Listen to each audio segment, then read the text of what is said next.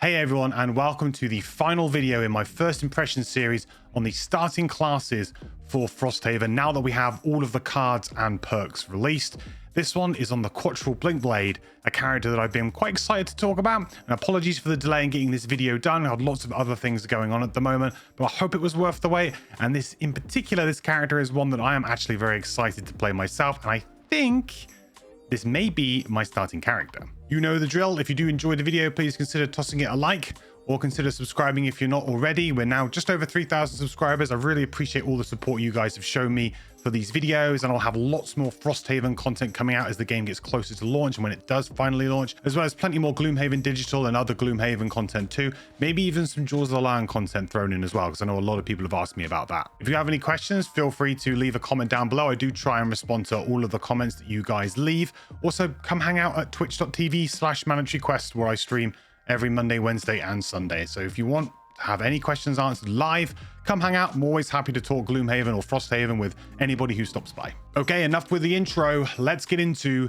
the Quatryl Blinkblade. So the Quatryl Blinkblade, probably one of the busiest starting mats out of all of the different characters, mostly because of these time tokens that we're going to have to store on our mat here, but also all of this text to do with what those time tokens actually do, which is the unique mechanic for this character. So this is a more complex character, definitely, but as we know, most of the characters in Frosthaven are going to be more complex. The class notes for this character is at the start of each round, before card selection, we must declare whether we are fast, which is the kind of green icon, the 3-arrow green icon, or slow, which is the yellow 1-arrow icon for the round. If fast is declared, remove one time token from the left. Fast cannot be declared if there are no time tokens present. So you see our time token slots here that we've got 2 up here, and then we've got 3 potential more that we can earn here. If slow is declared, add 1 time token to the left, up to a maximum of 2 tokens. Slow can still be declared even if it would not add a time token. So this is kind of important. So we can only earn 2 time tokens by declaring slow, which are these 2 spots, as you can see indicated on the mat here.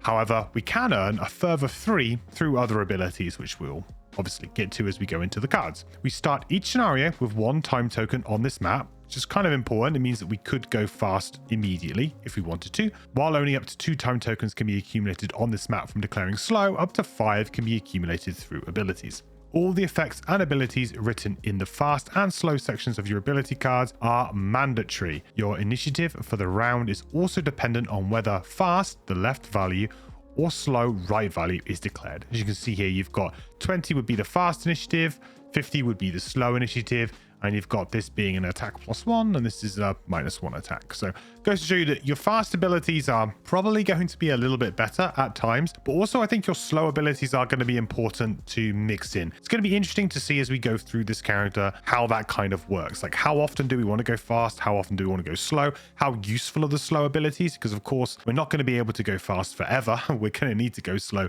to get these time tokens back. So how useful are these slow abilities, and actually, are they going to be good? And is this actually going to be a really nice sort of flow to this character? We have 10 cards, which I think is really awesome. Decent amount of cards. We've also got 8 health here, which is not the highest, but it's not the lowest either, which means that we are going to be able to maybe take a hit here or there, or at least be able to be in the front lines without worrying about maybe taking a hit. Switching to the backside of the mat, you can see here that we've got 5 complexity dots there, which is kind of to be expected, I guess. It's going to be interesting to see if some characters are going to be even more complex, and 5 might not be a good scale at the end, because we've seen a lot of complex characters. So it's going to be interesting to see how many 1 complexity and 3 complexity we get, for example. Elemental affinities, none. So we do not generate or use any elements. Interesting. The easiest and most convenient combos are usually to do with elements. So the fact that there are no elemental affinities means that there's no sort of something that jumps off the page at me and saying this would be a good character to pair with somebody else. You've got melee as one of your high stats. You've got range just very low there. Mobility very high. Support, defense, and control all quite low. This may be a bit of a one-sided type character, maybe a little bit of a one-dimensional character, especially if it's just melee and mobility. Starting to think of the Scoundrel, for example, was a character that did have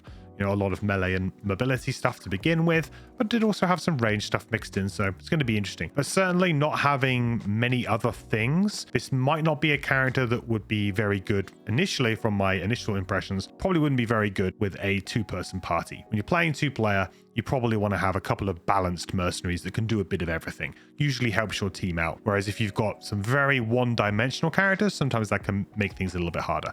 Not saying it's unplayable, but just sometimes it can make things a bit harder for you. Okay then, well, let's get into the cards. Okay, so first up, we've got Blurry Jab, a level 1 card, attack 3. If we were to go fast, we get +1 attack and wound with 1 XP. So this could be an attack 4 with wound and 1 XP for fast. That is really good value, incredibly good value, I would say, for a level 1 card. Considering that this character is going to have the ability to go fast, you can actually go fast on the very first turn if you wanted to. So that is very good, a very decent attack there. And the slow version of this is -1 attack with muddle. So an attack 2 with muddle. Significantly worse than the +1 attack with the wound. No XP as well. So perhaps this is going to be a trait going forward. We're going to have to look into this. Are we going to be earning XP mainly by going fast? Well, I guess we'll have to find out. Sometimes muddle can be okay, and perhaps you won't mind going slow just to inflict a muddle on an enemy. An attack 2 with muddle is definitely underwhelming, but it's certainly not terrible. It's not, so bad that you would never want to do it. I can see it maybe being used just to get a time token, but realistically, this is so strong.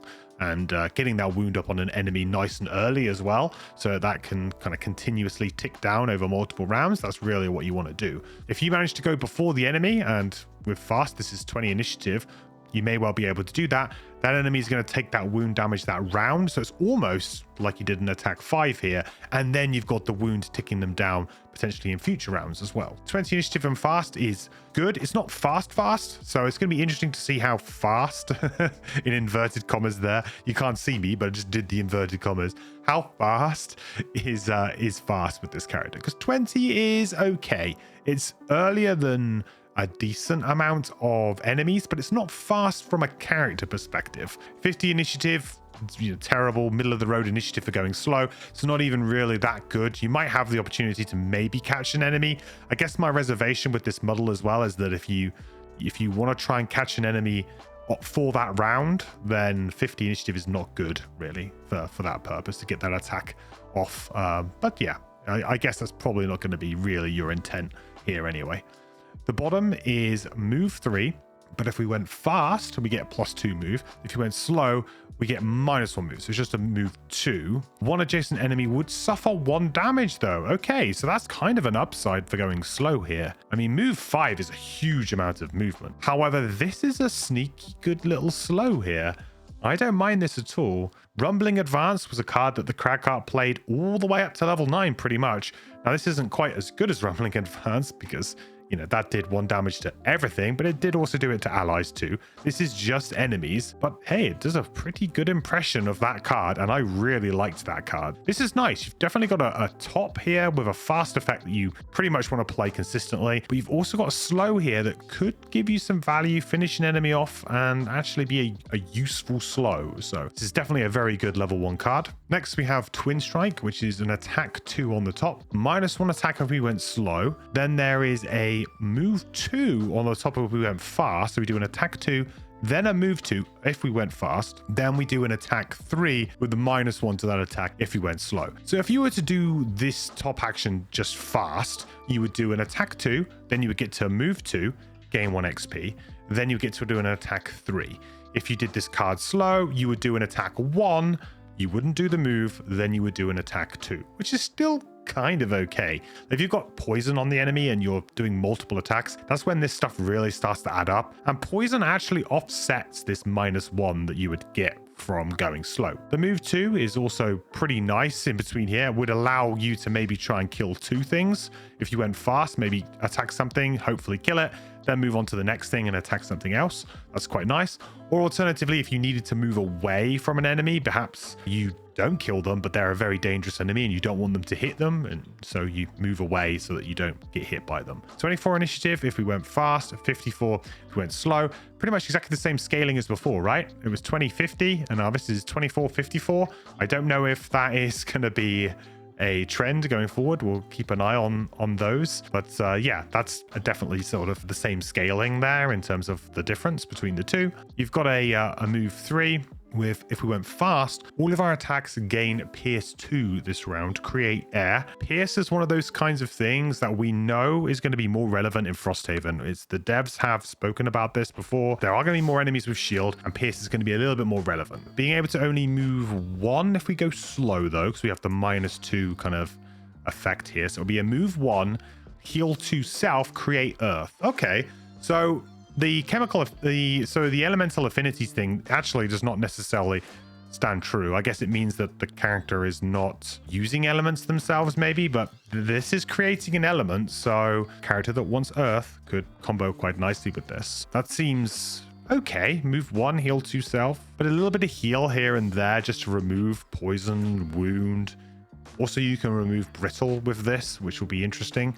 So there are things you can do in Frosthaven that I think this heal self could be useful. Typically a heal self has always been okay. Usually though, people try and enhance it with strengthen, which was why it was very popular in Gloomhaven, because most of the heal 2 selves or the move and heal self were all basically enhanced into strengthens, which is not going to be possible anymore, or it's not going to be something that is going to be as prevalent. That may mean that this kind of effect loses its edge a little bit, or at least some people don't maybe take it, or maybe it kind of falls out of favor a bit quicker than before because it's not so readily enhanceable.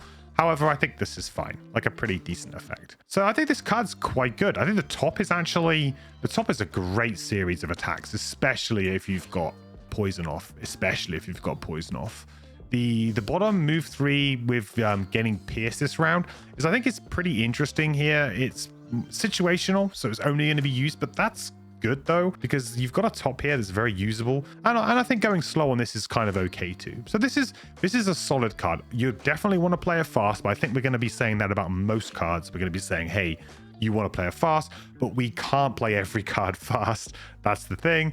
This is a fine card to probably play slow. So I think it's yeah, I think this is okay. Next we have Sap Speed, which is an attack 2, and it's a little sort of AoE, little 2 hexes in front of us. And if we went fast, we get to +1 attack and advantage on that attack. Wow, 1 XP. Attack 3 with advantage. That's pretty decent. Leaping Cleave with advantage right there, 1 XP if anyone's played the Brute. I think that's very good. Very, very good. Now, do we have better things to use our fast tokens on though? That's the thing. But I think that gets a pretty strong effect.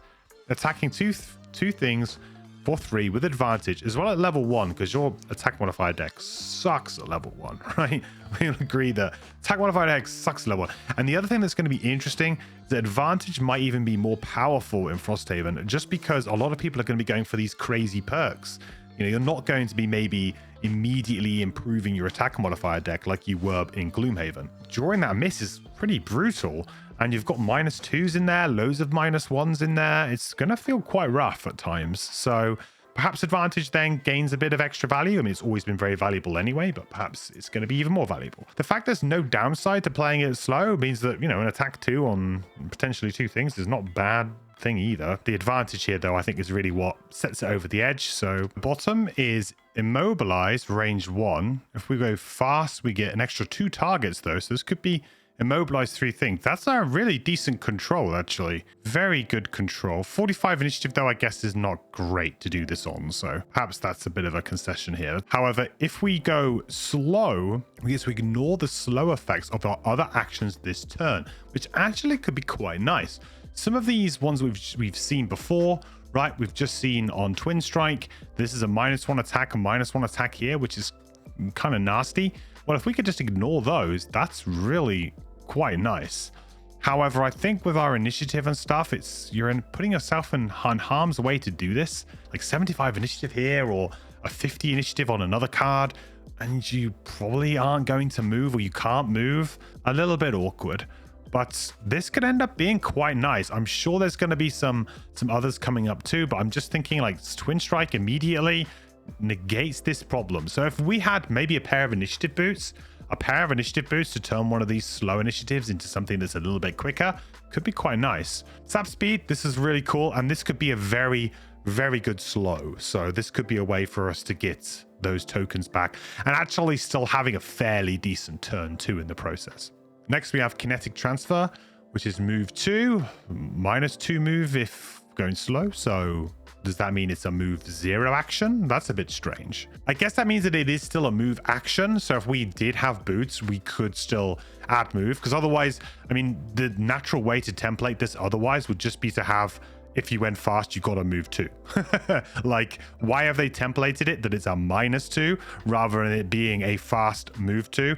And I can only assume it's because they want it to be a move 0, essentially, so that you could, in theory, add some extra movement through other effects if you had them. You got attack 2 here with push 3. I think if you went fast, push 3. Push has always been very good, and I think it's quite underrated, especially if you play at higher levels of difficulty or you're struggling.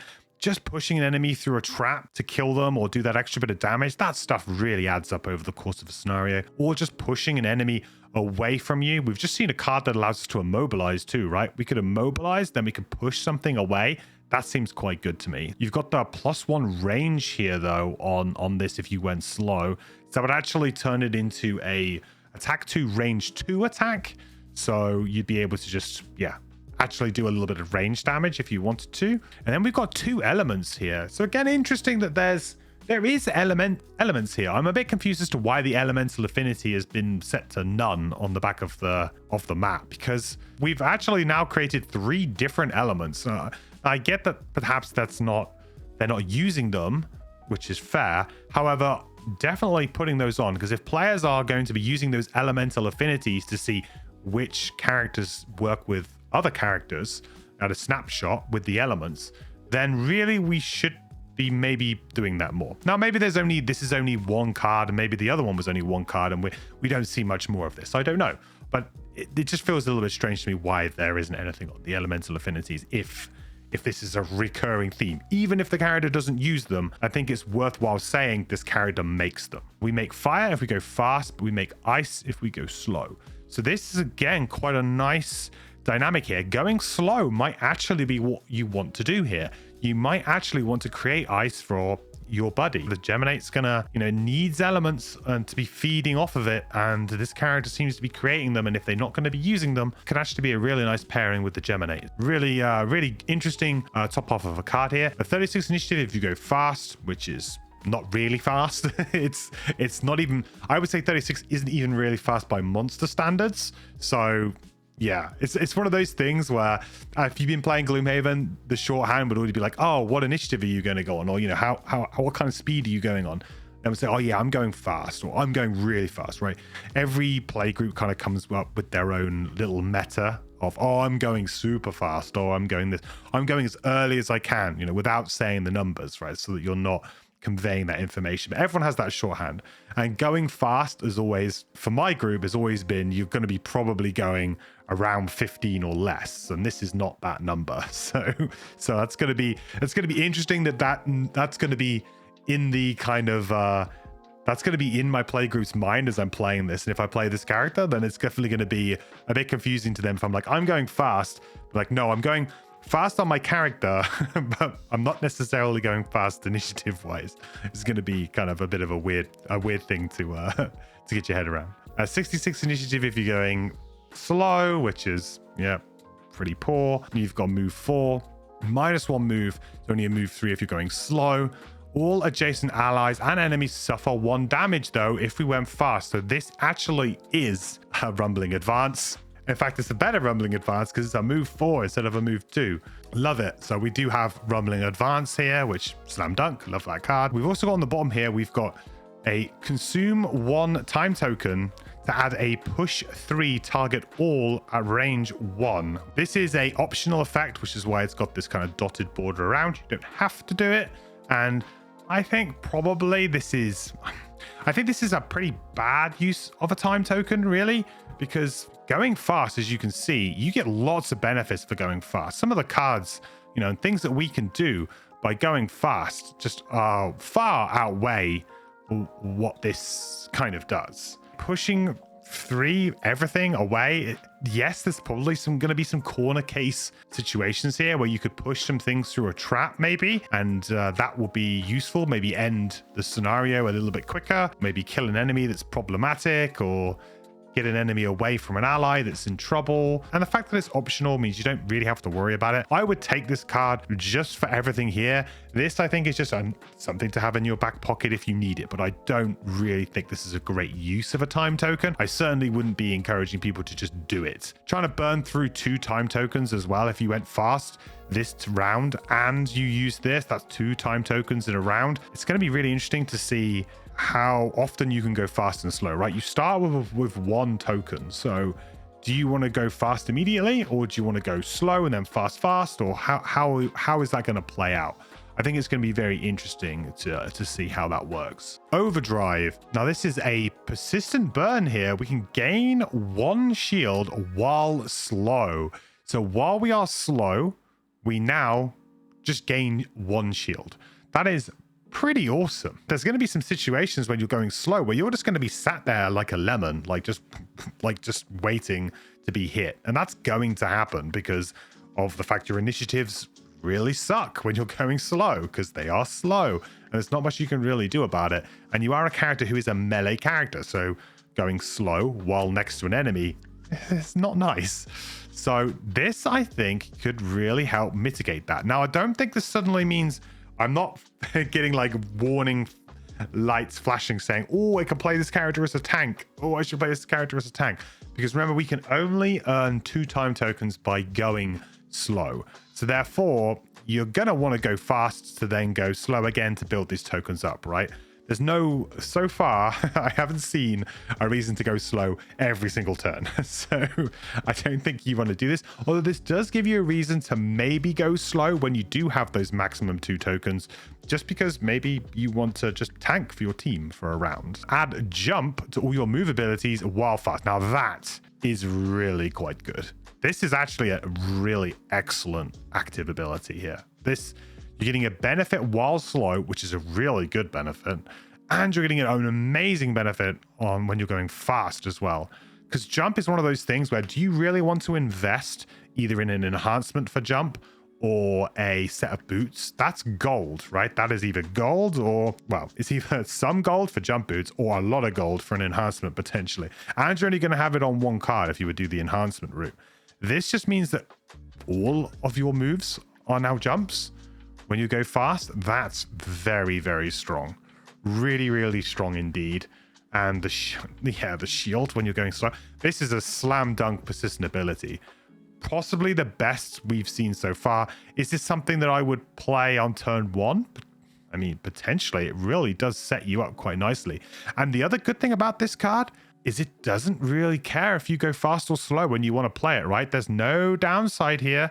Yes, it's 90 initiative versus 60, but when you're playing one of these kind of persistent abilities, you probably don't want to go early because you're not going to be gaining anything from it. This could be a really good turn 1 play.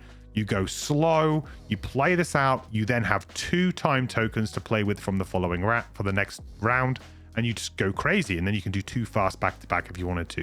And then you could start going slow and gaining this shield. This could be a really, really good turn 1 play. I'm starting to see this as being just a really, really good turn 1 play. Go slow right out of the gates. Give yourself that 2nd time token, so then you could potentially go fast on the next 2 rounds. Really help your team out. Then you can go slow and maybe tank a hit with your shield. That could be really quite cool. So I like this. This is really, really good. Very strong. The bottom is muddle, target all, range 2. If you went slow, we could add an additional range. So this could be a range 3, target everything, muddle.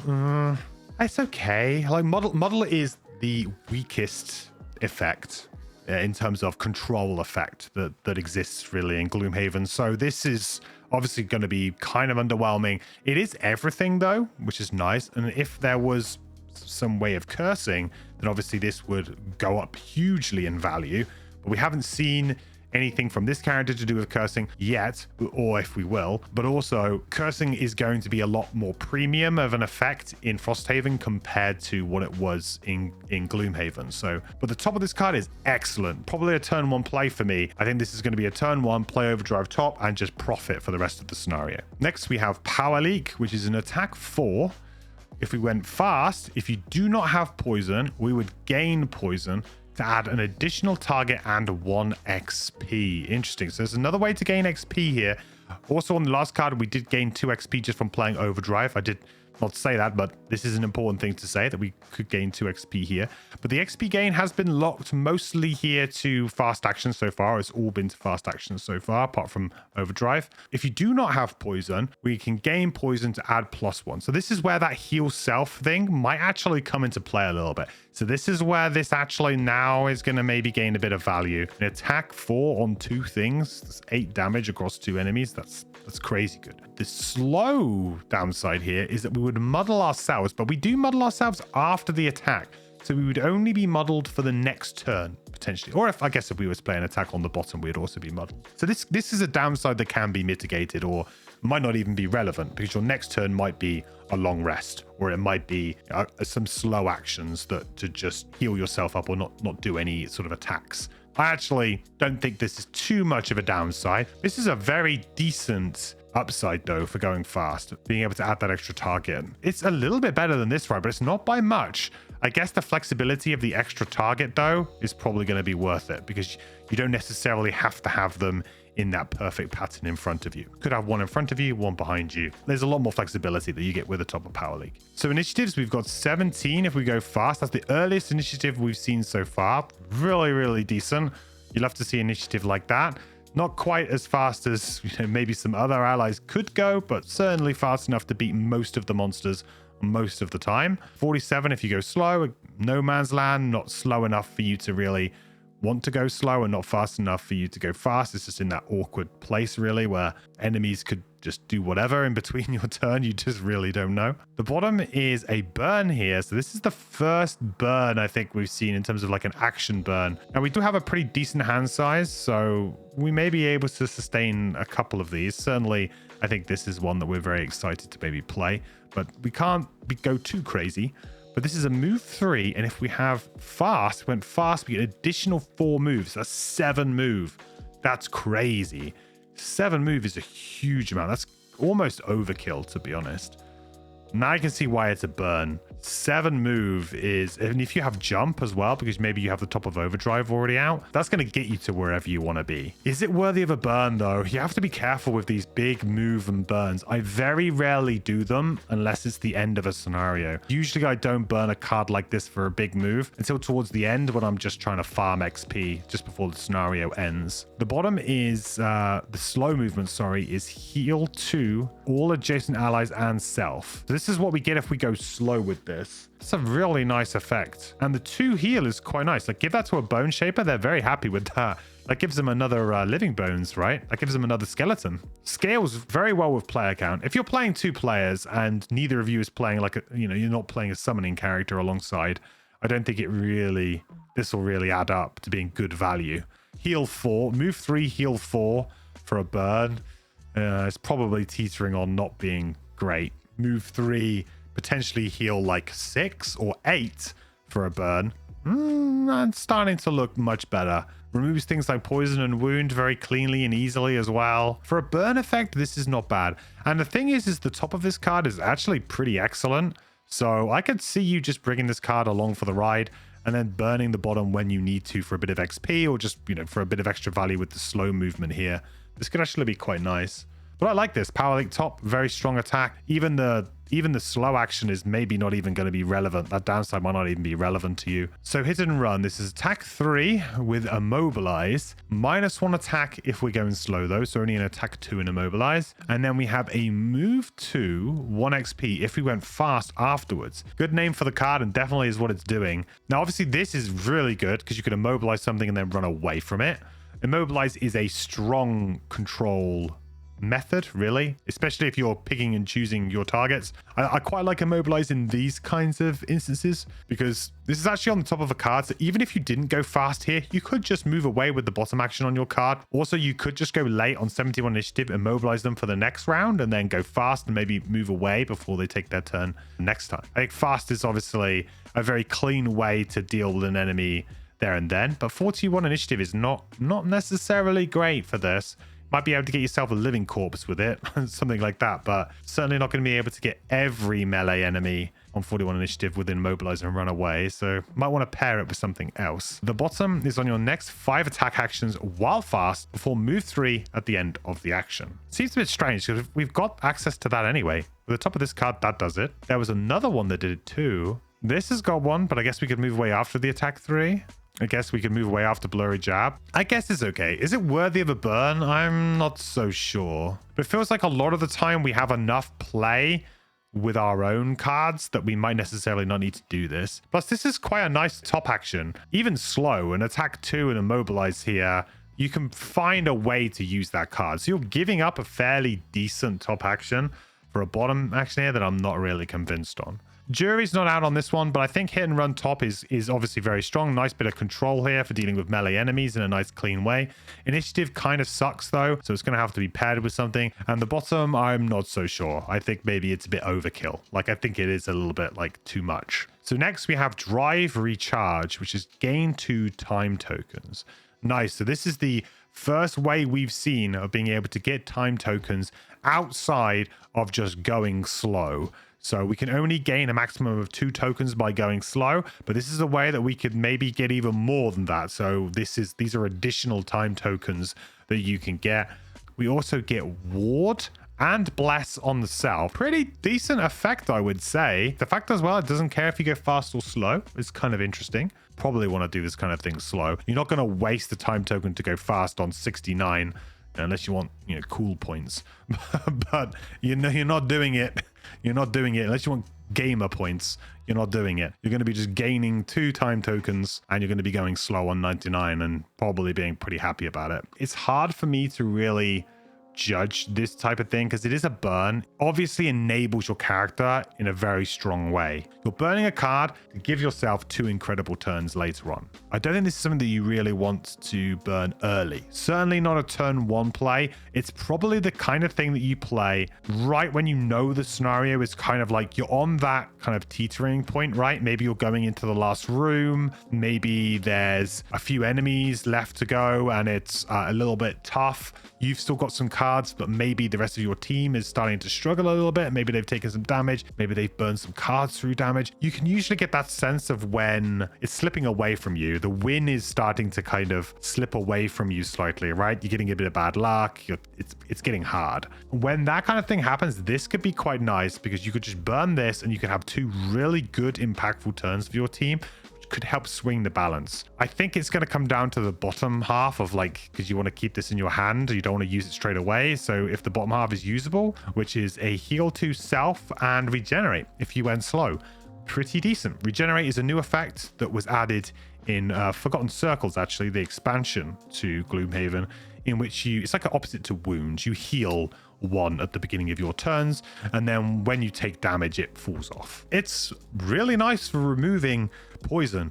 Really, really nice for removing poison. I think this is a pretty good card. Whether or not it's an auto include, I'm not sure. This could just be broken though, so we'll see. Could just be really, really strong. Also, it's going to help your character gain XP much quicker as well. So perhaps this is something that's worth doing because you can actually have a turn where you can gain some XP as well. So next is Cascading Reaction.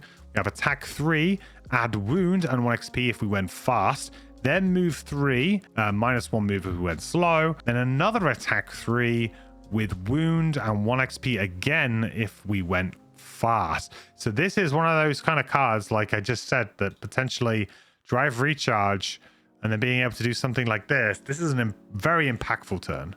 Very, very impactful turn. Getting wound up on potentially 2 different enemies, that could be very, very strong. It is a burn though, so it's a one-time use. Oof. You're gonna have to be careful with this character. There's a couple of cards that are very, very tasty that are tempting. Very, very tempting. Worthy of a burn? I think so. In terms of Frosthaven standards, I would say so, definitely. Not much of a slow drawback either, really. I mean, this might not even be much of a drawback. Adding this wound is obviously quite nice, but potentially if your goal is just to try and kill enemies, then maybe you don't worry so much about this. But this is 2 XP you're passing up if you go slow. 19 initiative is actually pretty decent. Again, not the fastest we've seen, but up there. I think it's the second fastest. We've seen 17s and 19. But again, this was on burns, so the bottom is not a burn, so perhaps we can use this. So it's a move 4, -1 move if we go slow. All allies add +1 to their move abilities, which move from a hex adjacent to you to a hex not adjacent to you this round.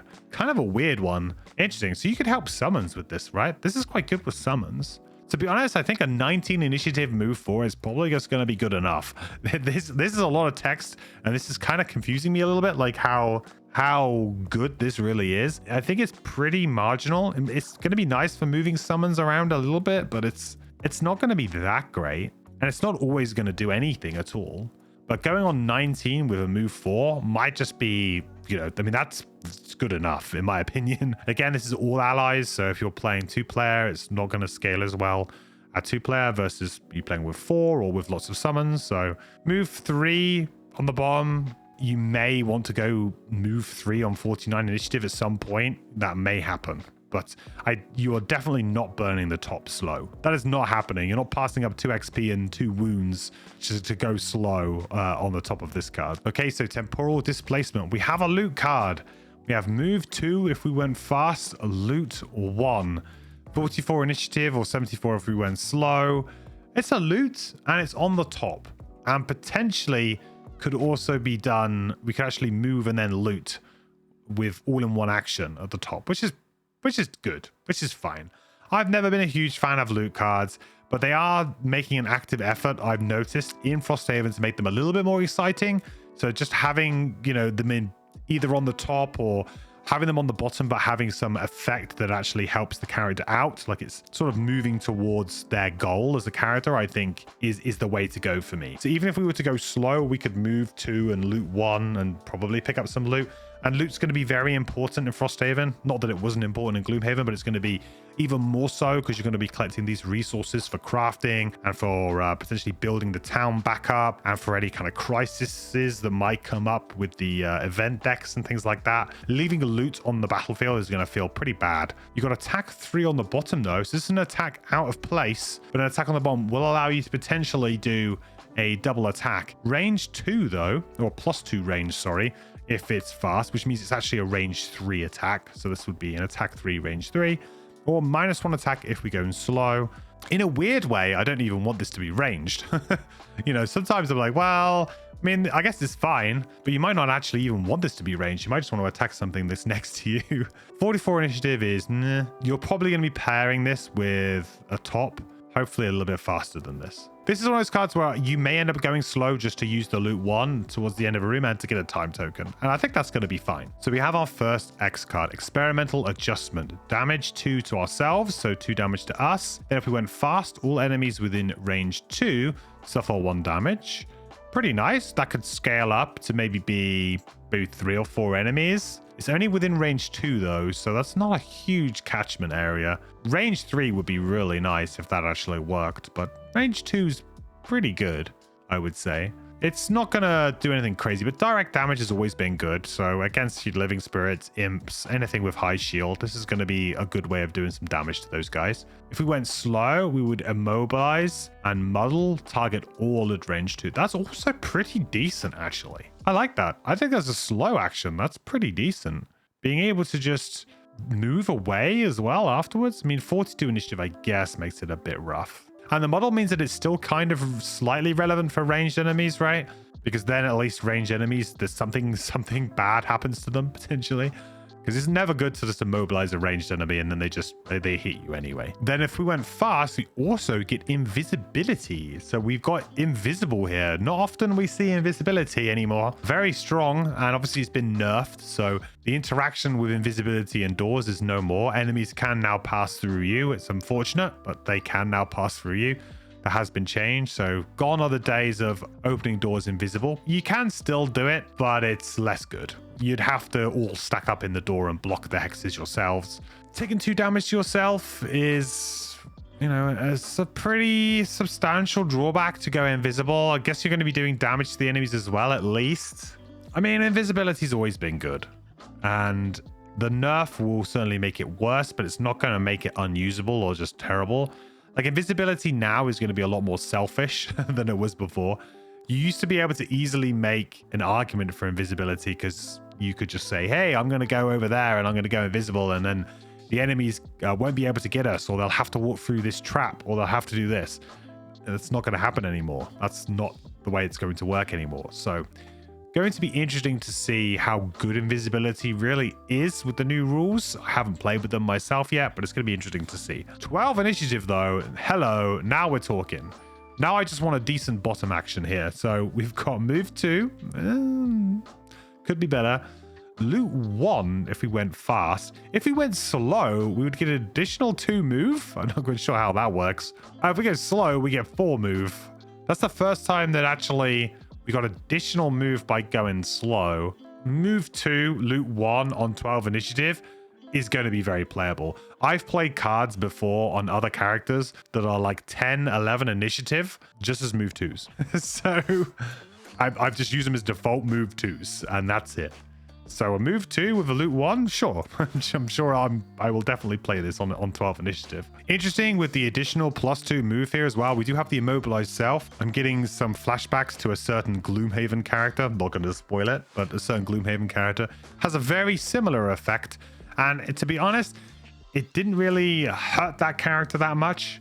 And whether or not it will hurt this character, we'll see. This character obviously likes to move around a lot.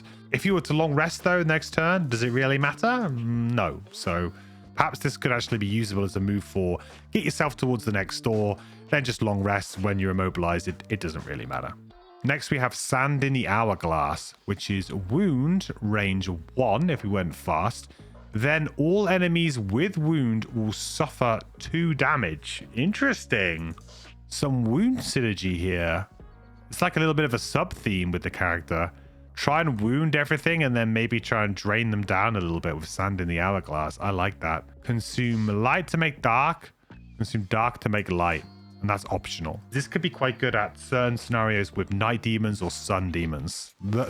Whether or not they're actually going to be in Frosthaven, I don't know.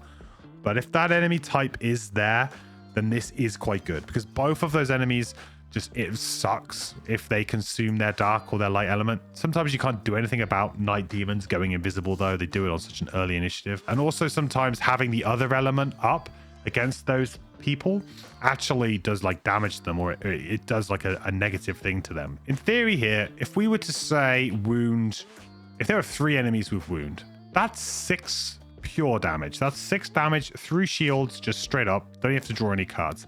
That's really pretty good. Quite high in the power scale, I would say, for level 1. But you do have to really put the work in to get the wounds up. Now, this is going to be maybe a character that then which would benefit a lot from another character who could do wounding. Because we have the ability to wound ourselves. One of them was a big burn, though.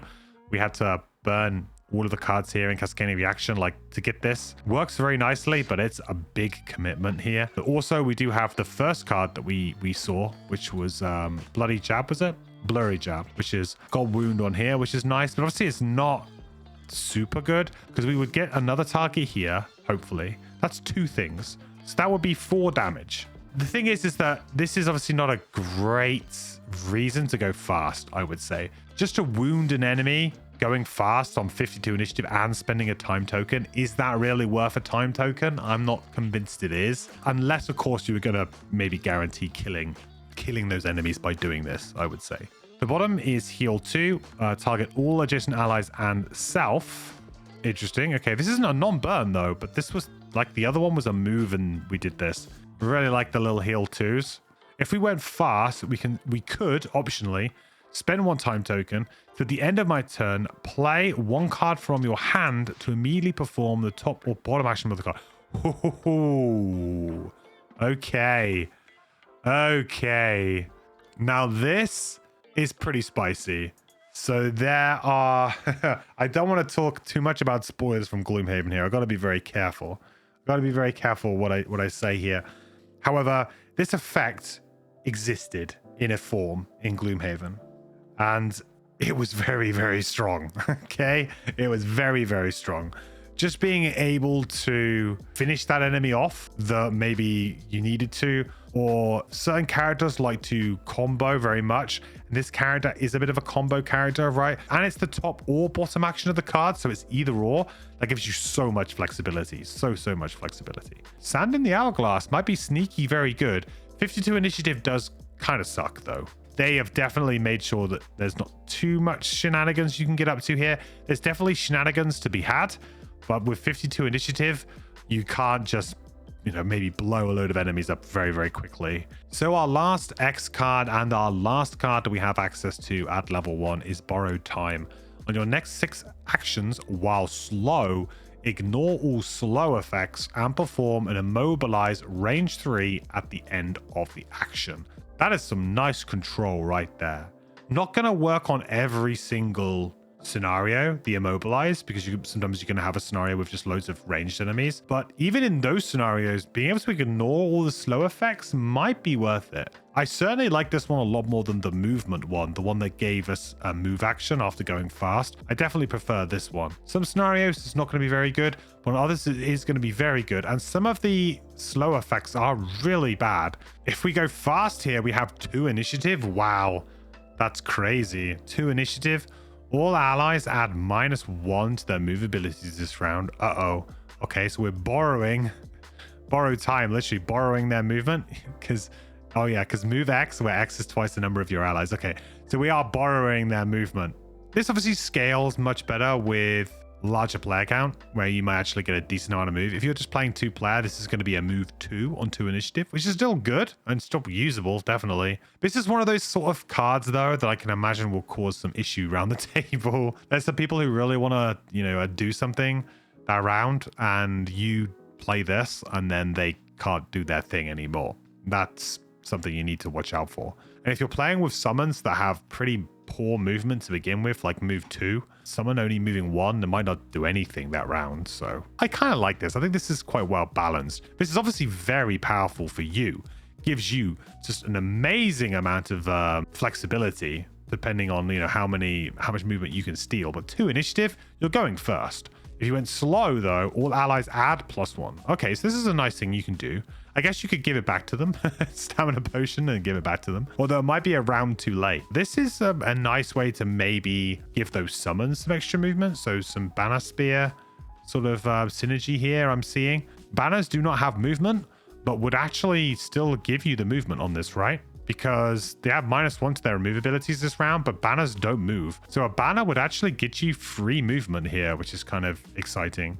Okay, on to the level 2 cards. If you are aware of spoilers, I don't consider cards to be spoilers. Some people do.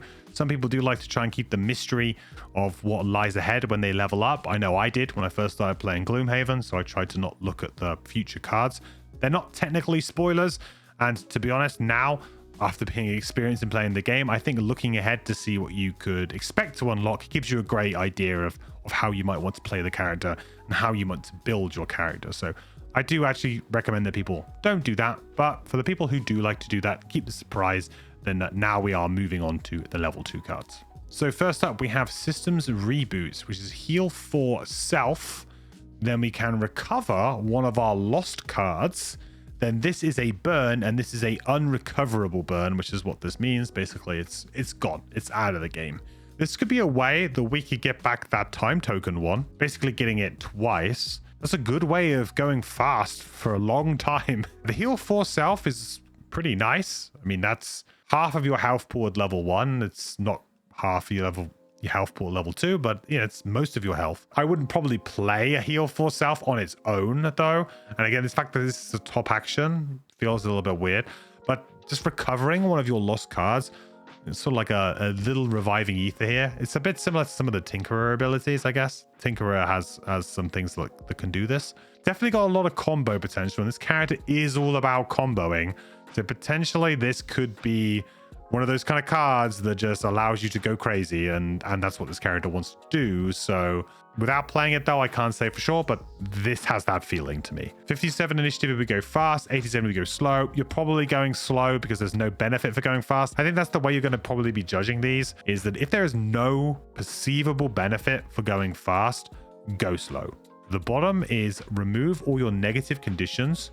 That's pretty nice. We can remove a lot of stuff with this. We can remove that poison we might have given ourselves. We can remove that immobilize we might have given ourselves. Removing all your negative conditions is something that I never really liked, the minor cure potion in the original Gloomhaven. I always thought that that item was pretty underwhelming unless you were playing certain characters. So this could be, I mean, this is minor, well, this is major cure potion on a card.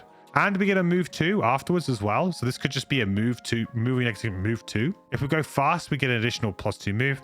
Probably not going fast with this card. I'm not seeing it. Unless you're pairing it with some sort of amazing top, which has got an early initiative. The other card is Reckless Augmentation, which is an attack 3. If we go fast, we get +2 attack and Pierce 1. So this is going to be an attack 5, Pierce 1. That's very nice. We have a drawback here. Then we damage 1 to ourselves and we get 1 XP. Okay, well, a little downside there. A little downside, but not much. 1 damage to us is not a lot, considering that we can heal ourselves a fair bit with this character. Yeah, this is good. This is good. Attack 5, Pierce 1 means as well that it's going to still be good up to higher levels as well.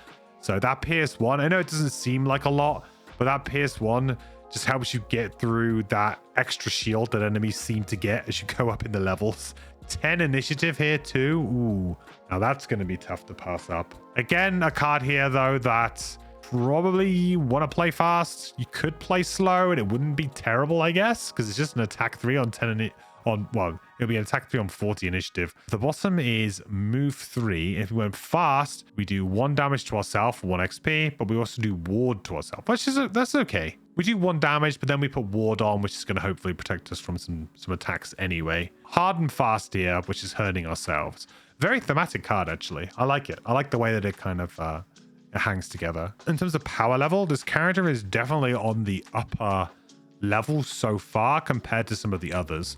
Like, I'm seeing some really big numbers on fast turns out of this character. Like, this is a big number for level 2. Even by Gloomhaven standards, that's high.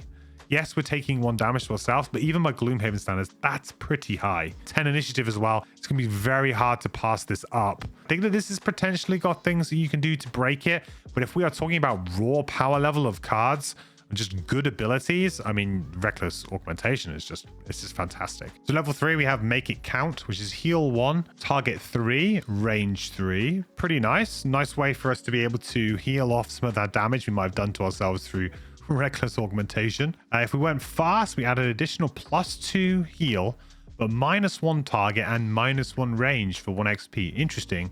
So it would just be a target 2, range 2, but it would potentially be a heal 3. That's like 6 heal. That's okay. It is a top action though. I'm not sure how much this character really wants to be doing this. I feel like this is a very aggressive character. Certainly that's the way I'm feeling about it.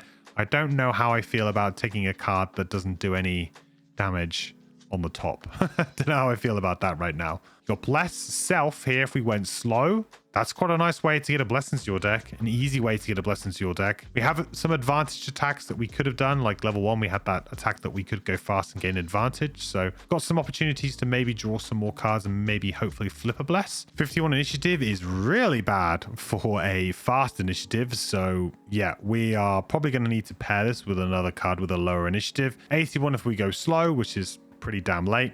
On the bottom here, you have, if we went fast, we get to move 1. Then we do an attack 2, and we can add wound if we went fast, or muddle if we went slow. So if we go slow, it's just an attack 2. If we went fast, we get a little move 1 before our attack 2, which is really nice. And this is another way to get that wounding going, right? This is some more wound sub-theme going on here. The top I'm not sold on particularly, but the bottom I think is pretty decent if we can find something to pair it with. The other level 3 is Double Time, which is an attack 3, -1 attack if we go slow, an attack 2. Then we have a move 2 if we went fast, and 1 XP. So potentially an attack of 3 and then attack attack 2. Works very well with poison again, these extra attacks, quite nice. And potentially we get a move 2 at the end of it if we went fast. Not one that is super needed to go fast, I would say. Yes, this -1 is a pretty decent drawback, just an attack 2 and attack 2. But if you're against a poisoned enemy that doesn't have any shield, then that's probably okay. And actually, if you're playing any of the kind of persistent abilities that, for example, could remove these slow effects, these bad slow effects, this is actually not that bad. Really is not that bad, because you might not even need this. The initiative, though, is 22, substantially faster here, 22 versus 52. On your next 3 turns, while fast, trigger all fast effects twice. Okay. Now, this is like a combo player's dream right here. Now I'm just going to have to start thinking about how we can break this. And obviously, this is a card that potentially you'd want to get back with Systems Reboot. I guess there's nothing that's like... Actually, I'm surprised. There's actually nothing that's super busted here. Oh, actually, with Reckless Augmentation as well. Attack for 7, Pierce 2. Yeah, stuff's dying. Steal all of your allies' movement. They can't move at all. There's some really cool things you could do here. I guess you could play the weird time token thing and play 2 cards. Yeah, I guess you could do this. If you have the tokens to do it. It'd be pretty crazy. Yeah, this is like the kind of thing that just feels really good. And the thing is the top is pretty damn playable as well. You want something that doesn't have an attack, but if you go fast, it grants an attack. That's what you want here. Because then you can essentially target 2 different things. I don't think we've had access to that yet. Whether or not we have the cards right now, though, and then really abuse it, I don't think we do. But I'm sure we'll come up against some. In terms of picking 2 cards here, very difficult for me because I quite like the idea of trying to explore this wounding theme. But I don't know, this might be just good enough.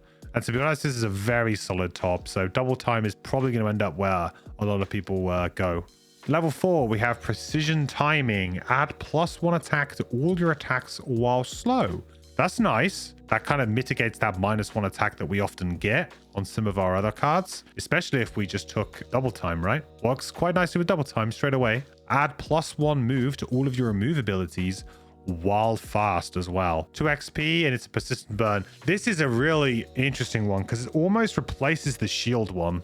We had shield and jump, and now we have +1 attack and +1 move. This is obviously the most really a very aggressive way to go. I guess the thing is that how much attacking are you really doing while slow? Maybe not so much. If you are going slow, are you doing that because you want to just move and maybe heal or do something that's maybe not super impactful? So having that +1 attack, it's nice because it means that you can keep your damage consistent, or at least a lot more consistent. Because otherwise this character at times is going to feel like you have some amazing turns and then you just have a couple of bad turns or some not so great turns. And it might feel a little bit swingy for some people. And this would go a long way to reducing the swinginess of the damage, if you like. Add +1 to all of your move abilities while fast is obviously just good. Is it as good as jump? I would say no. Because I think actually we've got quite a lot of movement anyway. I don't think this character's really struggling for movement. So that additional +1 may or may not be useful. But jump is, that's saving you an enhancement or a pair of boots. 15 initiative is decent here. Pretty damn decent, actually. Really nice. But you're not going to be using this top on a fast initiative. You're going to be using it on a slow, which is 45. But I guess the bottom here is move 2, attack 2, 1 XP. Then move 2 again, -1 move off of this. So potentially it'll be a move 2, then a move 1 if you're going slow, or it'll be a move 2, attack 2, move 2 if you're going fast. Now this is one that would work quite nicely with this, because this is actually granting an attack.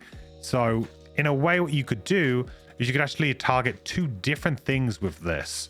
So you could attack one person and then maybe attack a different person if that thing is dead. Also gets an extra XP as well, which is quite nice. The other card is Potential Energy, which is attack +2, where X is the number of time tokens you have. 1 XP. This is not a fast or a slow. No benefit, fast or slow.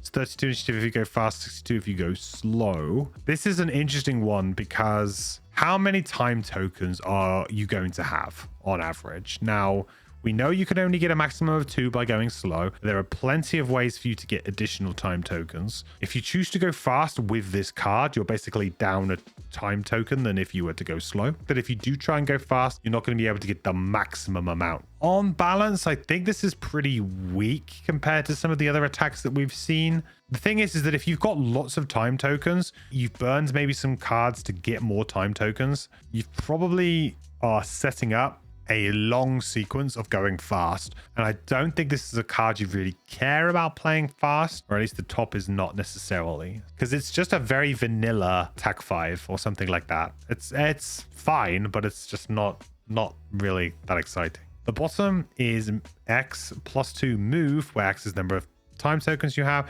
So same story again.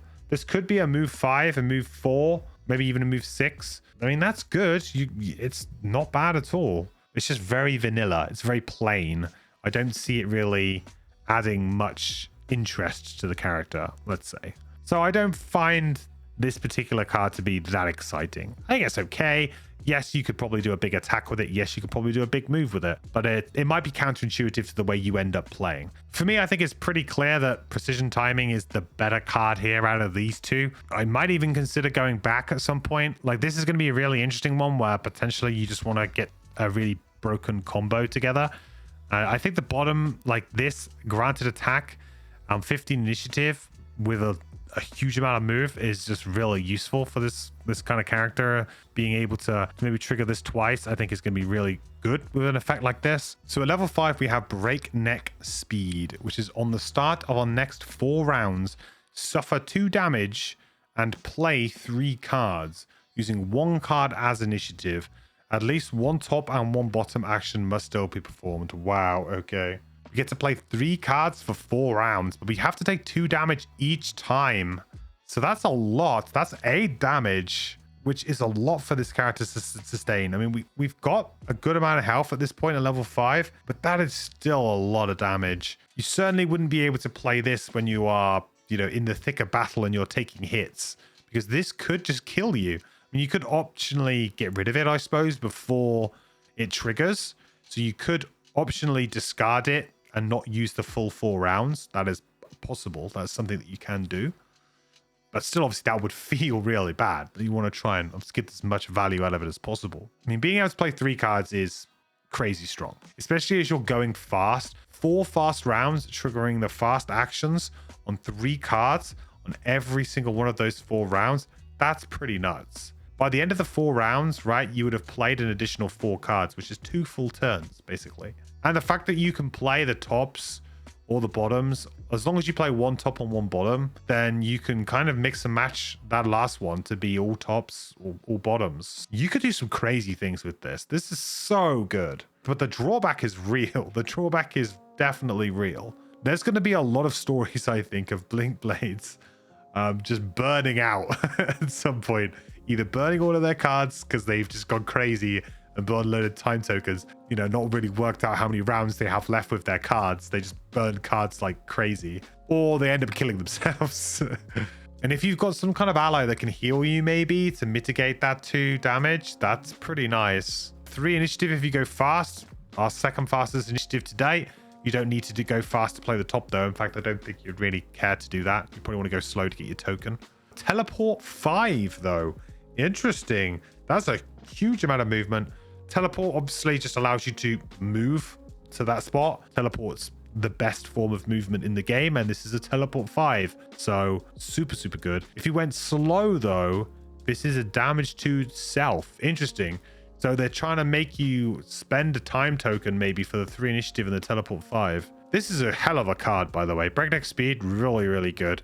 This is a card that should get you excited. If you're looking to play this character, this effect should get you excited. The other card is Flashing Flurry, which is an attack 3.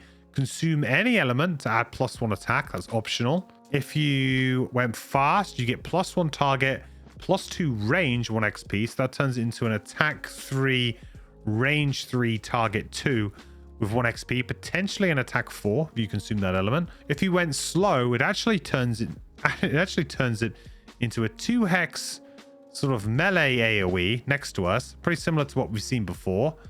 In fact, very similar to what we've seen before, except we don't get the, you know, like the extra +1 attack and the advantage that we get. This is pretty decent. The fast is very good. Also, the fast works super good with the doubling effect. Wow. Yeah, it works really well with the doubling effect. So now this could turn this essentially, if you consume the element, which, you know, let's go for it. You want to try it, right? 4 with a target 3 things at range 5 for 2 XP. Yes, please. This could be a top end card to use with the double. This is the kind of thing that you're looking for with this effect, I think. You're looking for +1 target or just a straight attack. Doesn't scale maybe so well with 2-player. If there's less enemies on the board, perhaps this kind of, you don't have as many targets to shoot at. This is a pretty bad slow, I would say, for what is a level 5. You've obviously got ways you can mitigate this with previous cards that we've seen. For example, if you've used precision timing, it's not quite as bad. It's still not very good, I would say. 40 initiative is a bit pants though. 70 initiative slow, again, yeah, it's kind of late, but not all the way late. Stun, target all at range 1. We gain 1 time token for each enemy targeted, but it's a burn. Oof. Okay, well, this is the kind of thing you want on an early initiative, which it is not. So that's kind of rough. It means that the enemies will probably come into you and attack you. But let's say you could stun 3 things and get 3 time tokens. That's obviously very good. And it's better than the other one that we saw that would give you just 2 time tokens. You're getting those time tokens that you need to do your turn well, and just stunning the enemy so that they can't take their turn. That's really quite powerful. It is a burn though, so and this is gonna be expected. Stun is going to be burn. It's gonna be burn on most things now. It's just too strong. Unless it's like a level 9, I guess. But we're not going to see much of it. This is a really hard decision at level 5. You've got the card that I think really is just begging to be taken and broken. And then you've got a card that's actually like super value with the doubling. It's going to be so hard with this character to not burn loads and loads of cards. It's really going to be very difficult. It's going to be a lot of fun trying to create a build for this character. I'll say that. It's going to be a lot of fun, I think. At level 6, we have Stab Them All, which is an attack 2. If we went fast, we get a move 2. Attack 2. If we went fast, we get a move 2. And then an attack 1. And that is 1 XP, non-burn. Very nice. Actually, this is one that could work really, really well with that passive for the slows. You might want to do this slow. It's actually better than doing it fast. Because, you know, these move 2s are a nice thing to have, but you're not always going to want to do that. 34 initiative as well is not bad for a slow initiative. I'm starting to like that. And if you can get initiative boots that can maybe reduce this by 10 to 24, it could actually be quite nice. And you can move into the attack as well. You don't even need to be there.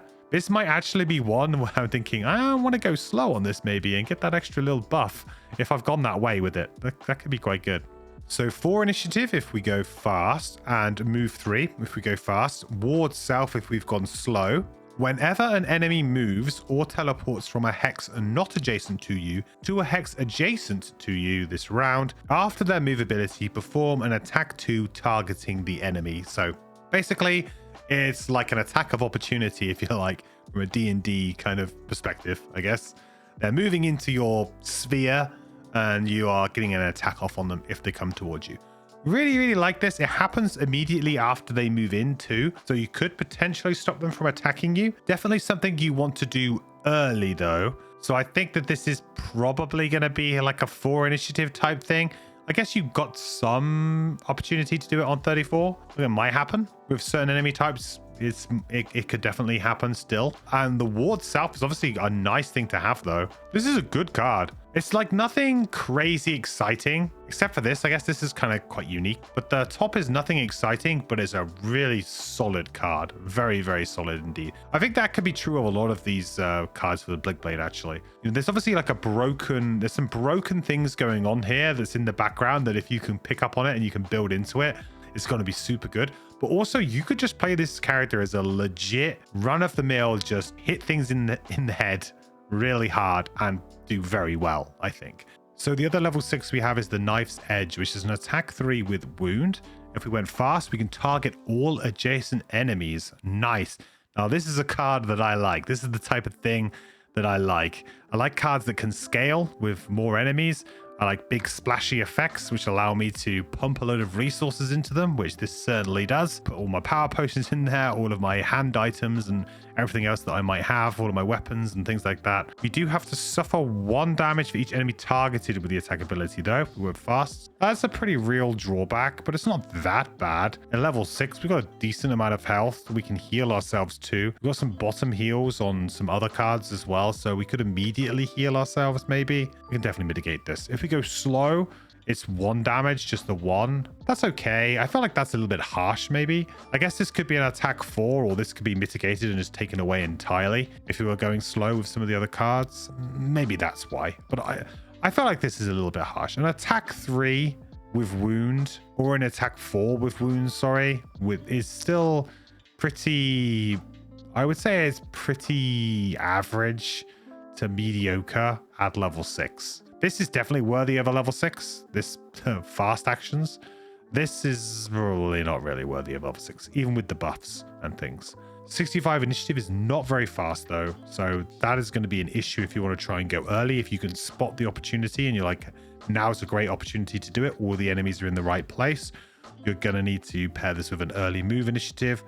And 95 is, well, dead last, which might be okay. Might be where you want to go with this if you go slow. The bottom is heal for self with a move 2 on there if you go fast. Nothing crazy to write home about. So between the two, I think you've got a difficult decision, really. Stab them all, I think, is arguably better in many ways if you're going for... Even if you're going for the slow build, where you're just trying to get extra attack value out of this is quite nice if you could go slow with this. Works very well with poison. This, I think, though, is such a big splashy effect, which I absolutely love. And I kind of want to try and go for this wound sub build. So I might end up going for this knife's edge because I just like this idea of this wound sub theme going on with this character. Level 7, we have phasing blades, which is add pierce 3 to all your attacks. There's 63 initiative or 93 if we go slow. 2 XP, burn, persistent ability. So just as another persistent ability. This is pretty nuts, to be honest. What this does is this balances out all of those small attacks that you've taken up to this point. At level 6, for example, you could make a good, strong argument that Stab Them All is not great at level 6. It's an attack 2, an attack 2, and attack 1. Just playing like the fast cards. You're not playing the slow passive abilities that are going to make this an attack 3, an attack 3, and an attack 2. Against enemies that have shield, this might do nothing. It really might do nothing. And that is a concern. This solves all of those problems.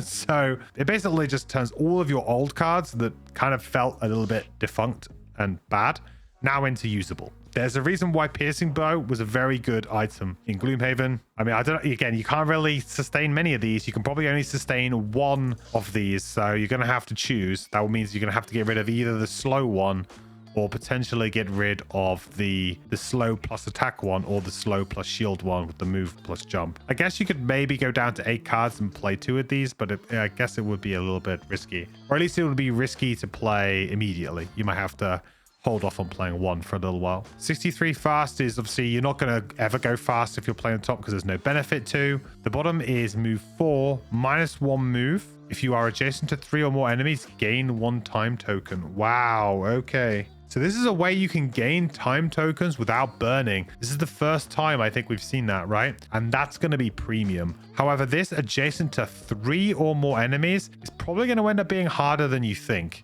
You know, it's not going to be something that you can rely on every single room or every single scenario. You've got different enemy types that all spread out. You've got a giant room. Or if you're playing 2-player and you just don't really often have that many enemies on the board, it's going to be quite bad in those situations. So if you can reliably do this, this is obviously amazing. This is going to be more situational, I think, that people are going to actually realize. You're playing 4-player and this is a situation that comes around for you regularly. This is going to be great. This is going to be so good, and it's going to enable your character so much more. The other level 7 is rushed to the end, which is an attack 4. If we go fast, +1 attack and 1 XP. We also have the option here to consume a time token to add an additional +3 attack and 1 XP. That is nice. So this could be an attack of 8 for 2 XP as well, and it's a non-burn. Now that time token consumption is real. To be honest though, I feel like that's pretty decent. This is going to be a very good way of attacking bosses as well. If you could somehow get advantage as well, or attack a poison target and you've got some blesses in your deck, this could be a big attack. Also, if you go slow, interesting, you could probably just go slow and consume the time token that you've earned that round if you really wanted to. 32 initiative fast, not the fastest we've seen and not particularly fast by most standards. Grant one ally within range 2 for movement, +2 if you went slow, for movement -2 if you go slow. Okay, I get it. So you grant one ally within range 2 a move 6 if you're going slow, then you get to perform a move 4 with -2, so it'll be a 2 move. This is quite nice. This is a pretty nice card actually, all in all.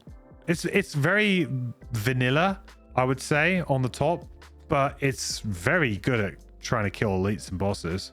And the bottom is like situationally quite useful and not a bad slow card either. Fast is okay. It's only an additional 1 attack you get by going fast. This is going to be a tough decision at 7. Obviously, if you want to keep your current passives that you have, you're really happy with them, then you're not going to have room for another, which then means that you're basically banking on this.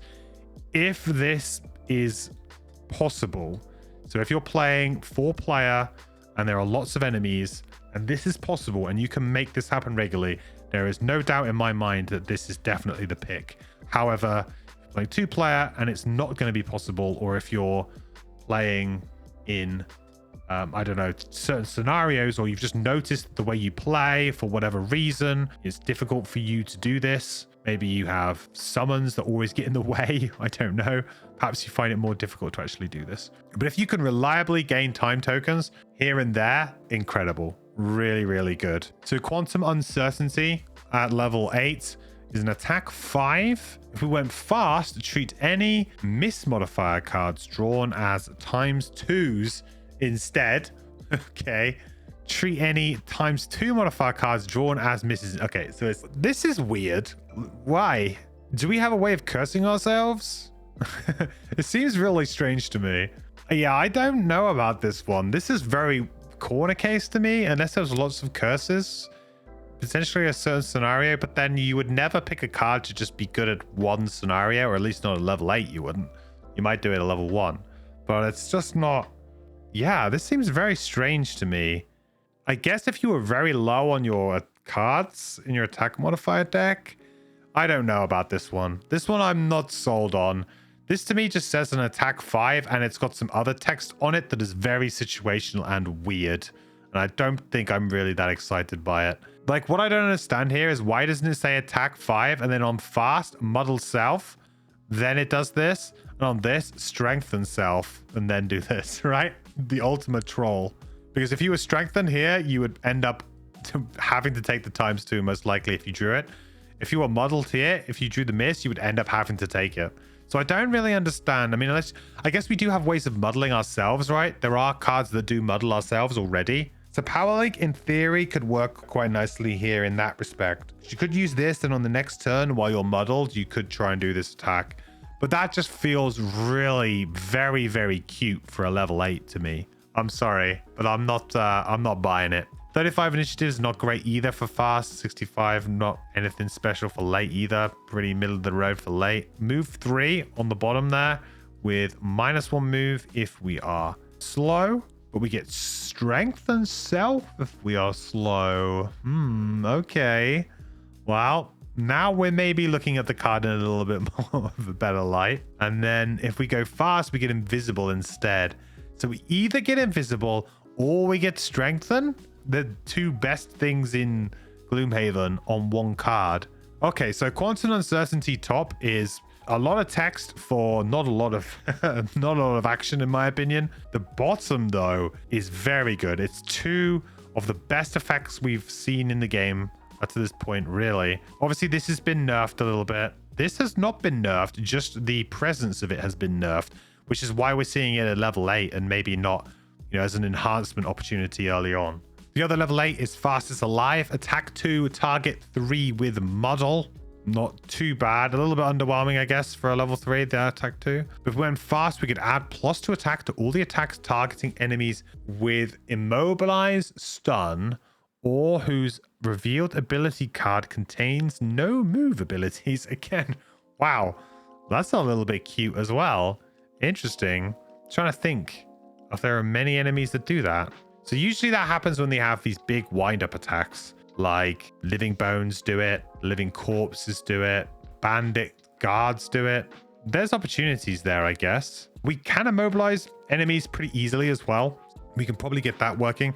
Stun, we do have one stun that we could have played, I guess, before we played this. That's also possible. One initiative, though. This is our fastest initiative we've seen. Very good. This is a non-burn. Also, with the doubling effect, this would actually add an additional +2 again. Move 6, +2 move. That's move 8 on 1. Yeah, they've basically pitched 2 really good bottom abilities at level 8. You'll have to choose between the 2. I mean, 1 initiative on 8 is everything you'll pretty much ever need. There won't be many opportunities, though, to get this effect. Like, there will be hardly any. This might be it. This might be your one shot at level 8 to get this. And invisible as well. You don't pass up those opportunities sometimes. So, very difficult choice. Probably end up going with the bottom of this, though, because I can't. I'm a sucker for this. I really am. Old habits die hard. So, we'll see. And also, because we got so many little attacks that we do, so many just small attacks, being strengthened on that many attacks is going to be crazy. Plus, if you play this at the right time and you're going crazy with the play 3 cards in a single turn, you're going to get strengthened across all 3 of those cards on the next round. That is a lot of advantage. Okay, so here we are at level 9, reverse the flow. You may perform any move abilities as attack abilities of equal value this round. Ah, the Brute says hello. Play a card from your discard pile to perform the bottom action of the card. Okay, but you do have to play this. You're giving up a top action here, which is reverse the flow. You're giving up this top to turn your bottom that you've played already into, hopefully some kind of good attack ability. And then you're also going to bring a card from your discard pile in that's also going to be able to do something cool. So this is interesting. You're still kind of only really playing 2 abilities, but you're just playing 2 bottoms. You're getting around the fact that you have to play a top and a bottom to be able to play 2 bottoms in a turn and get some kind of cool effect. But the fact that they could be equal value this round means that obviously if you took fastest alive, yeah, you're attacking for 8. That's pretty good. Some big attacks you can do with this, definitely. But it's not completely broken because it's not like some sort of persistent ability. It is actually, you are having to play reverse the flow. If you could play 3 cards in a round, you play reverse the flow as one of them. You get to play another card again. You could play the same card several times back to back. This character's is going to be an absolute puzzle to work out. It's already kind of like, it's got my brain firing in a good way. And I'm very excited to try and come up with a guide for this character in the future, because just swapping 1 or 2 cards around feels like it's going to do a lot for this character. A lot of the abilities are quite vanilla, I will say. It's not like you're doing anything crazy. You're basically just moving and attacking a lot. But being able to maximize that is, I think, going to be the real puzzle. And that's what's going to be the interesting part of the character. So this reverse the flow, I think, is good, but not necessarily broken, because the fact that you kind of have to play it. But there's some really good cards that you can play for attacks, right? The bottom here is teleport to a starting hex, heal 10 self, recover up to 2 of your lost cards, and this is a permanent burn and a loss. So basically, reverse the flow, pretty much resetting your character in a way. Now this is pretty interesting. Now the teleporting to a starting hex is maybe not something that you want to do. The fact that these lines are here, they are delineated, so you can decide to not do parts of this. So you could decline this, just take this, I guess, and take this. And I think that's probably what you're going to do. But you are burning a card to get back 2, so you're not really that up on the deal, but you do have some really, really good burn cards. I like this. I like Reverse the Flow. It feels very much like a level 9 card. It's going to feel very powerful. It's going to be a lot of fun, but it's ultimately, it's not going to break the game and be stupid. So I think that's good level 9 card design in my book. So the other level 9 is Fractured Timeline. Spawn a monster in an adjacent empty hex that is identical, except standee number, to a normal adjacent enemy, including its current hit point value and conditions. Place a character token on this monster. This monster is an ally to you and an enemy to all other monsters. So create a clone of an enemy, essentially. Has to be a normal enemy though. Can't be an elite, so no shenanigans.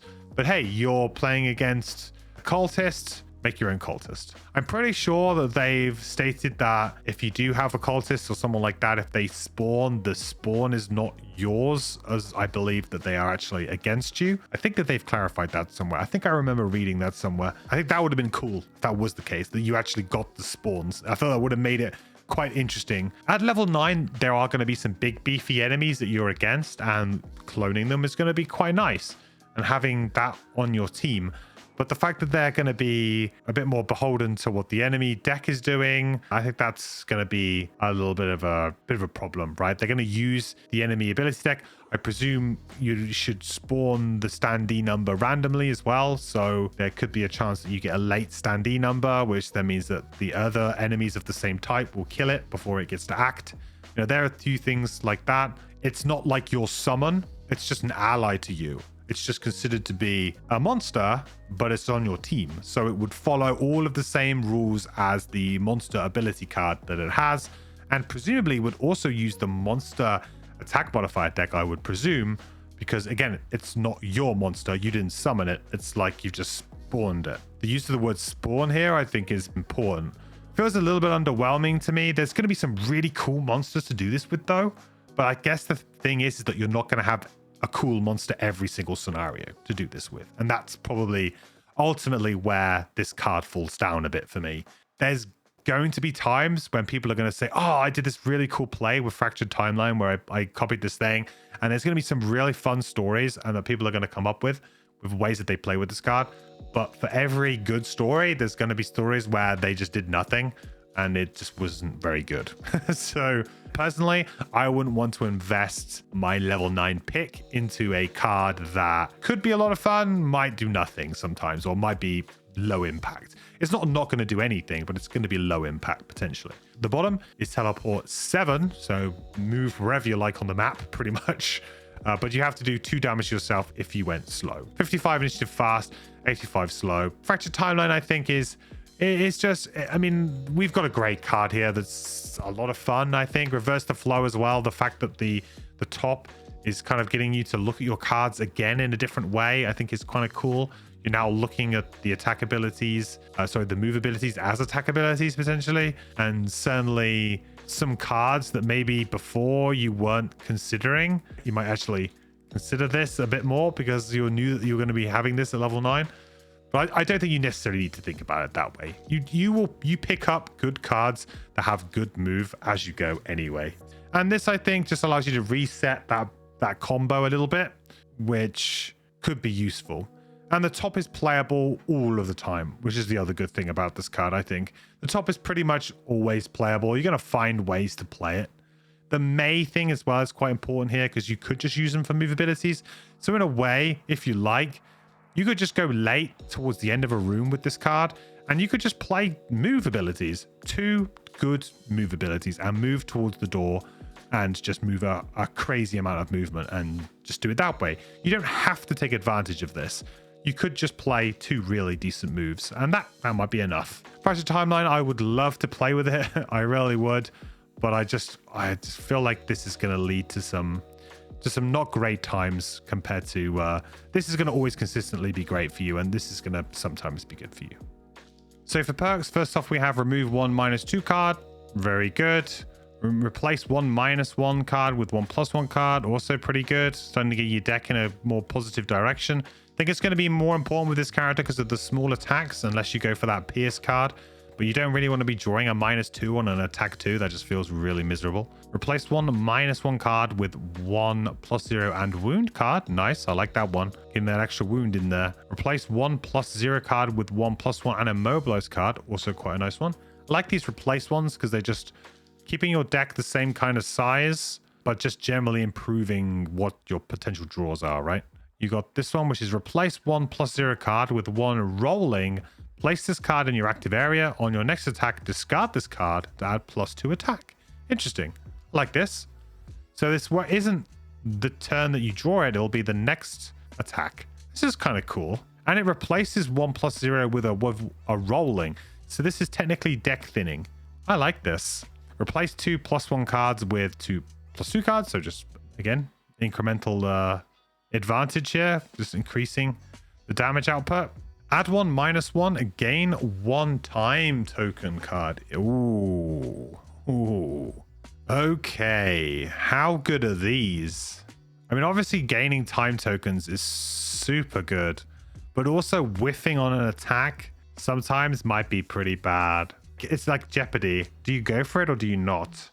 Because you have a lot of attacks that we said. You have a lot of attacks that are just small. So drawing a -1 on those attacks just feel pretty miserable, especially if you're against a shielded enemy and you don't have the pierce one yet.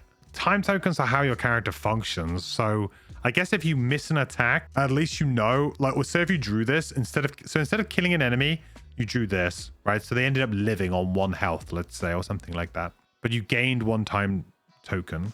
Well, that allows you to have a really good turn next turn, maybe when you weren't planning to. So that's nice. But you'll end up maybe taking some damage because of you missed an attack. I guess it probably does pan out as being worth it, because it means maybe you could go on and attack several things next turn, which you might not have been able to. Yeah, opportunity, I guess. This creates good opportunity. Add 1 rolling, a +2 regenerate self card. Interesting. That's quite nice. It's +2 damage as well. That's just really good. Oh, take this all day. I like this one a lot, especially if you're going down the route of killing yourself by using as many cards as possible every single turn, and poisoning yourself and doing all of that good stuff. Whenever you short rest, you may spend 1 item for no effect to refresh a different spent item. Obviously, it's going to be dependent on what items you have, because you're going to need at least 2 items, because you're going to need the item that you want to refresh and the item you don't care about. So you're going to need 2 items minimum before you can even consider taking this perk. Like I said, I think that initiative boots might be quite good. In that sense, this would be quite good for those. Remember that it's refreshing. So it's spent item. So it's like refreshing. So you can't get back consumed items with this. So it's unlike some other things that we've seen in the past. So for example, armor items, this would work with. Boots, this would work with. Goggles, eagle eye goggles or hawk helm. Those kind of items, this is what this would work with. I think boots is probably where this character is going to be. Like initiative boots, I still feel quite strongly that initiative boots on this character is going to be so good. So you can help mitigate those bad initiatives you get by going slow, or sometimes those fast initiatives that aren't really fast. So this is going to be situational, but potentially quite good. At the start of your first turn each scenario, you may perform a move 3. What a perk. Slam dunk. Grab this perk. That is amazing. Just a free move 3 at the start of each scenario. That's crazy good, especially if you don't want to have to move, because you have some things that you don't want to move on the bottom. You can just immediately get in the enemy's face if you wanted to, or get away from the enemy if you wanted to. You could maybe go late, see what the enemy's doing, then you get a free move 3, and then you can just play a bomb. It actually would allow you to go slow on the first turn too, to get that second token maybe, and you get a free move 3. Yeah, this is nuts. When you gain immobilize, prevent the condition. Also great, because we have some cards that we actually immobilize ourselves with, right? Also, there are some enemies that immobilize you that are super annoying. This could just be quite good about fighting off archers that immobilize you and just do annoying stuff. These are some good perks on this character. I think for me, this is slam dunk the first one I'm taking. Then I think I'm probably going to start concentrating on increasing my attack deck. It's quite good that this character can do that early. Removing the -2, I think, is just good practice. It's a boring one, but it's worth doing. Then I think you might even want to consider coming down here. We might want to consider coming down here, or maybe here But you've got a lot of good options here. Or if you went for the wound, maybe, if we're trying to go for that wounding build, there's a lot of great options here for this character. Okay, so there we have it. There is the Quatryl Blinkblade. A very interesting character, I think. Kind of vanilla on the surface. If you look at the different kind of abilities and things this character has, it's just a lot of moves and attacks in different kind of ways. But actually, I think this is going to be quite a satisfying character to play. One I'm particularly excited to play, and I think it will probably be my starting character.